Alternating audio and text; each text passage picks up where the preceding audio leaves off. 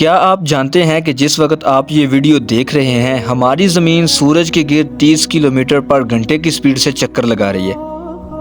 جو سننے میں شاید آپ میں سے بہت سے لوگوں کو حیران نہ کرے، لیکن یہ جان کر آپ ضرور حیران ہو جائیں گے کہ یہ سپیڈ سب سے تیز رفتار بلٹ کی سپیڈ سے بھی 70 ٹائم زیادہ ہے، مگر آپ کو اور آپ کے آس پاس کسی بھی چیز کو ایک چھوٹا سا جھٹکا تک محسوس نہیں ہوتا۔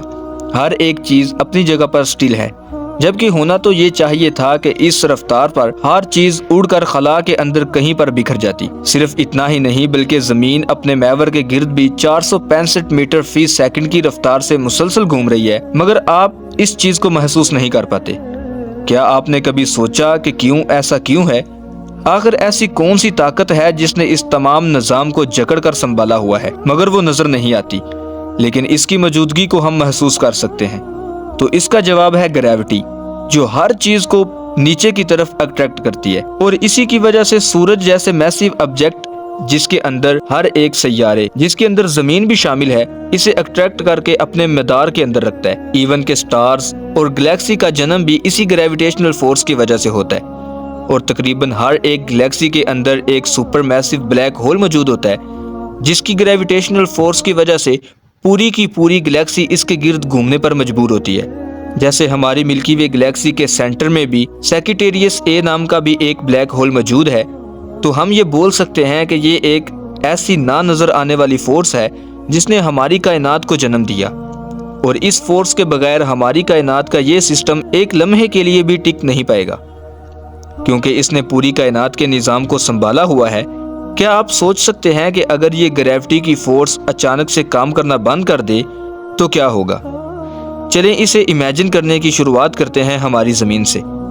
لیکن اس سے پہلے اگر آپ نے ابھی تک ہمارے چینل کو سبسکرائب نہیں کیا تو کر لیں، تاکہ ہر نیو آنے والی اسلامی اور علمی ویڈیو آپ تک پہنچ سکے۔ تو چلیں شروع کرتے ہیں ٹائم کو بغیر ضائع کیے۔ دوستو، گریوٹی کے ختم ہونے کے بعد انسان چل نہیں پائیں گے، بلکہ یہاں وہاں اڑتے پھریں گے۔ ہمارا ڈائجسٹو سسٹم یعنی کھانا ہضم کرنے کا نظام بالکل بند ہو جائے گا، پودے نہیں اگ پائیں گے، زمین کا انوائرمنٹ اس کے گرد گھومے گا ہی نہیں، جس سے بارش، موسم اور زمین کا حفاظتی نظام جو کہ سورج اور خلا سے آنے والے مسلسل خطرات سے روکتا ہے، یہ سب کچھ ختم ہو جائے گا۔ بائیولوجیکل پروسیس ختم ہونے کی وجہ سے زمین پر زندگی ختم ہو جائے گی،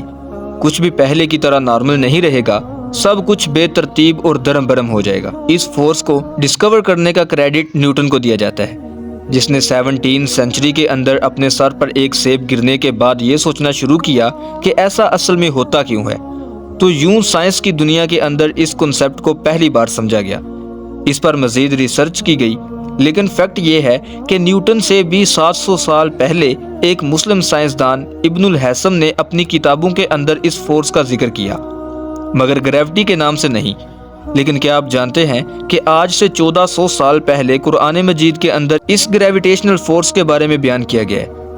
جب دنیا اس کے نام تک سے واقف نہیں تھی۔ ان لوگوں کی امیجینیشن سورج، چاند اور ستاروں پر ختم ہوتی تھی۔ سورۃ المرسلات آیت 25 سے 27 کے اندر اللہ تعالیٰ فرماتا ہے کہ کیا ہم نے زمین کو سمیٹنے والی نہیں بنائی، یعنی زندہ اور مردوں کو اس پر اونچے اونچے پہاڑ رکھ کر دیے، تم لوگوں کو میٹھا پانی پلایا۔ دوستو، اس آیت مبارکہ میں عربک ورڈز پر غور کریں، جس کا معنی ہے سمیٹنے والا، یعنی اپنے آس پاس کھینچنے والا یا اکٹھا کرنے والا۔ یہ سب سے بہترین الفاظ ہیں گریوٹی کو ایکسپلین کرنے کے لیے، جبکہ اس سے اگلی آیت کے اندر زندہ اور مردوں سے مراد انسان اور بے جان ایلیمنٹس ہیں، جنہیں زمین سمیٹ کر اپنے گرد تھامے ہوئے ہے۔ یہ الفاظ چیزوں کو جمع کرنے کے علاوہ انہیں اٹریکٹ کرنے کے اندر بھی استعمال ہوتے ہیں، جن کو نیوٹن نے اپنی کتاب کے اندر یوں بیان کیا ہے کہ گریوٹی جیسی کوئی فورس موجود تو ضرور ہے، لیکن وہ کام کیسے کرتی ہے یا ایسا دراصل ہوتا کیوں ہے، اسے اس بارے میں کچھ پتہ نہیں۔ فرض کریں کہ ہم یونیورس سے ہر ایک فزیکل آبجیکٹ یعنی ایسٹرائڈ، سٹارز، پلینٹس، گلیکسیز کے ایٹم کو بھی یعنی ہر ایک چیز کو نکال دیں یعنی خالی کر دیں، تو خلا میں پیچھے کیا بچے گا؟ تو ہو سکتا ہے آپ سوچیں کہ کچھ بھی نہیں، ایک خالی جگہ۔ یہ جواب بظاہر تو ٹھیک ہے، لیکن پوری طرح سے نہیں، کیونکہ خالی سپیس بھی خالی نہیں ہے، یہ ایک فیبرک کاغذ کی طرح ہے جسے بینڈ کرنا بھی ممکن ہے۔ نیوٹن کو پتا تھا کہ گریوٹی جیسی فورس موجود ہے، لیکن وہ ہمارے چاند کو ایک نہ نظر آنے والی رسی سے باندھے ہوئے ہے۔ یہ فورس نظر بھی نہیں آتی اور نہ وہ اس کے بارے میں کچھ جانتا ہے، کہ یہ کام کیسے کرتی ہے، تو اس سے 10 سال پہلے اس نے کنسیپٹ دیا کہ سپیس دراصل جیسے نظر آتی ہے ویسی ہے نہیں، یہ کپڑے کی طرح ہے جسے بینڈ کرنا بھی پوسیبل ہے، لیکن قرآن پاک میں اسے 1400 سال پہلے ہی بتا دیا تھا۔ سورۃ انبیاء آیت نمبر 33 کے اندر اللہ تعالیٰ فرماتا ہے کہ وہی تو ہے جس نے سورج اور چاند کو رات اور دن کو بنایا، یہ سب یعنی سورج اور چاند ستارے آسمان میں اس طرح سے چلتے ہیں جیسے تیر رہے ہوں۔ اس کے اندر لفظ یسبحون بتا رہا ہے کہ سپیس کی نیچر کیسے کام کرتی ہے، اور ناسا نے آج ہمیں بتایا کہ سارے آبجیکٹ خلا میں ایسے تیر رہے ہیں جیسے ایک بوٹ سمندر کے اندر، جو کہ ایک بار پھر سے بتاتی ہے کہ قرآن پاک اس خالق کی کتاب ہے جو زمین و آسمان کو پیدا کرنے والا ہے اور اس کے بارے میں ہر ایک چیز کو جانتا ہے۔